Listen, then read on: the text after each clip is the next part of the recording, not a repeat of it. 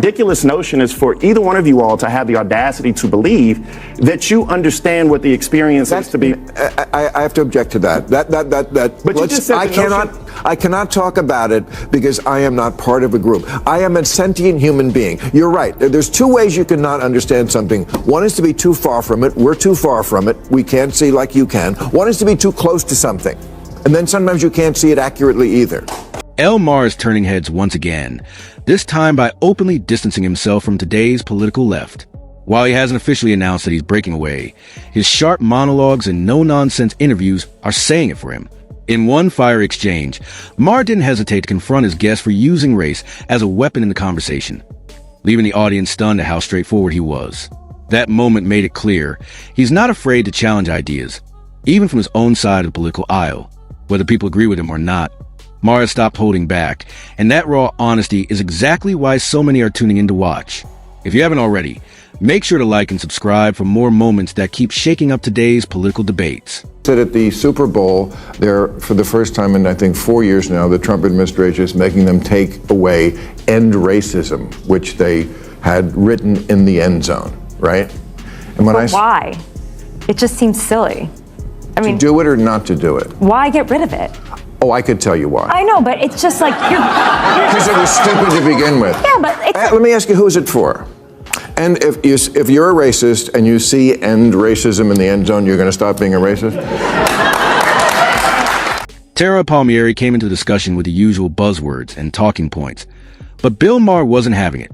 With one pointed question, he cut straight through her argument, exposing how shallow it really was. She froze on the spot, no clever response, no quick sidestep, nothing at all. That silence revealed something bigger. Too often, the left relies on empty slogans instead of real solutions. They shout about justice and inclusion, but when serious issues like crime, inflation, or public safety come up, they suddenly have nothing to say. Maher's challenge was a reminder that catchy words don't fix problems. Actual results do. The sentiment is basically like, don't be a... But I think it's an to nag us during a football game about something that doesn't change anything or any. If I'm not a racist and I see it, it doesn't matter. And if I am a racist, it's going to make me more of a racist. Like, I think if you write "don't be an on the end zone," everybody will agree with that. Yeah! For anyone wondering why all those "end racism" slogans disappeared, the truth is pretty simple. It wasn't some miracle from a politician. They vanished because corporate America finally grew tired of the so-called woke phase. For years, big companies plastered hashtags, rainbow logos, and buzzwords everywhere. Not to create real change, but just to shield themselves from online backlash and angry Twitter mobs. But things have changed. The outrage culture doesn't hold the same power it once did, and now corporations are quietly stepping back. The slogans are gone, the hashtags are fading, and the old playbooks are returning. In short, the mob doesn't scare them anymore, and the era of performative politics is running out of steam. Previous administration, we would have inquiries. We would request information. We would want cabinet secretaries and assistant secretaries and deputy secretaries to come before committee.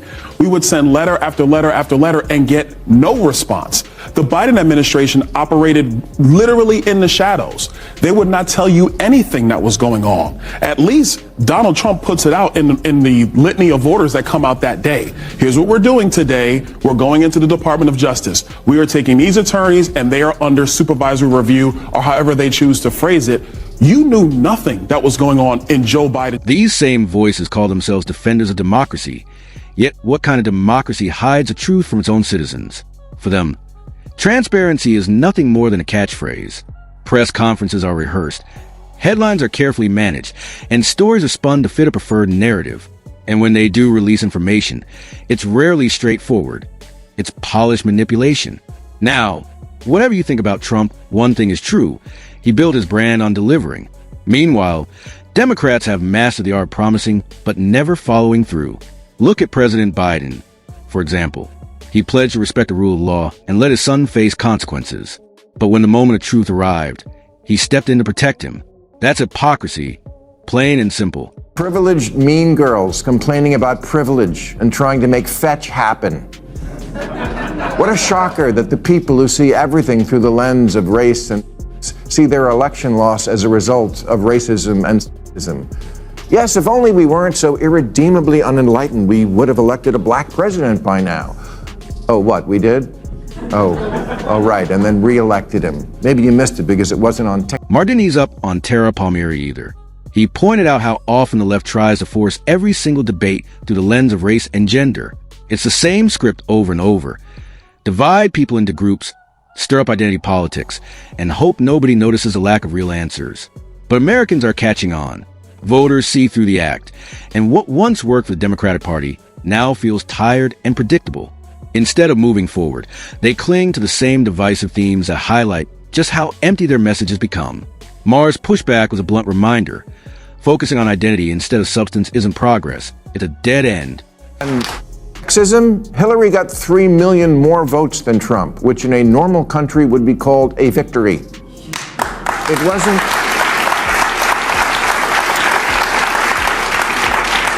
wasn't 21st century sexism that prevented a woman from being president. It was the Electoral College. Democrats run for office as if the voters don't live here, as if they don't go to the grocery store and Starbucks and the office, but they do. They live here. Democrats often explain away the failures of Kamala Harris or Hillary Clinton by blaming sexism. It's their go-to defense, a convenient way to dodge accountability. But as Bill Maher makes clear, that's not why voters rejected them. People didn't oppose them because they're women. They oppose them because Democrats keep ignoring the problems that matter most. Instead of tackling rising costs, border security, violent crime in big cities, or collapsing trust in government, the party spends endless energy on pronouns, speech policing, and constant lectures about gender and race. Maher's criticism resonates because it reflects what many voters already feel. Americans aren't against women candidates. They're against a political party stuck in identity politics while ignoring real solutions. That's exactly why Democrats keep losing ground. They see women and people of color, and it doesn't look like some patriarchal, racist nightmare. Kamala spent 100 days telling voters, I know it feels like crime and illegal immigration are bad, but your feelings, look at this chart.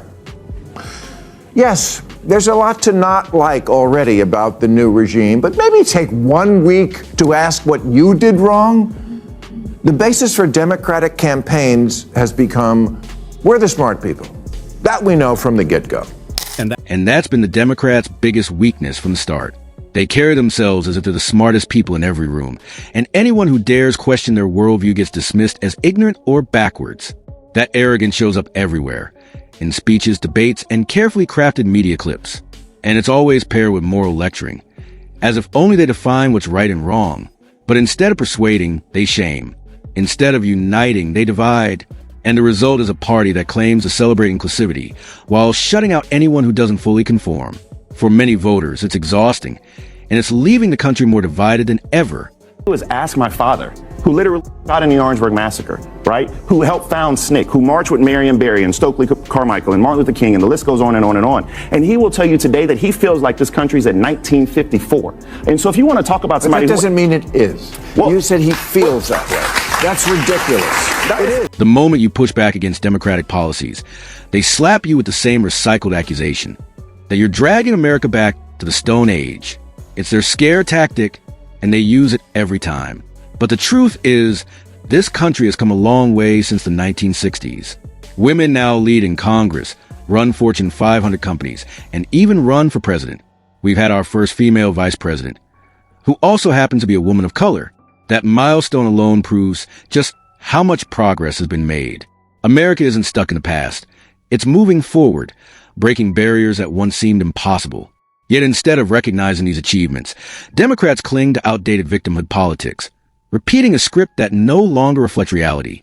Systemic racism. And most times... Has it gotten worse since 1960? Yes, actually... Systemic racism has gotten worse since Jim Crow. Yes. So you want me to give you a stat? Black home ownership today is less than it was pre-Fair Housing Act of 1968. The schools are falling apart. The infrastructure is eroding. I think the ridiculous notion is for either one of you all to have the audacity to believe that you understand what the experience is to be... I have to object to that. But you just said I cannot talk about it because I am not part of a group. I am a sentient human being. Bill Maher didn't hesitate when bakery sellers tried to steer the discussion toward race. Sellers argued that people of another color could never truly understand the Black American experience. Maher pushed back, reminding him that perspective isn't a one-way street.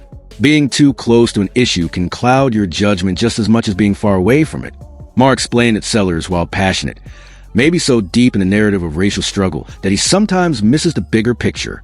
It was a bold statement, but an important one. Understanding doesn't come from skin color alone, and constantly filtering every debate through race risks bearing the real solutions. Maher's pushback made one thing clear. Proximity doesn't always bring clarity, and sometimes distance is what reveals the root of a problem.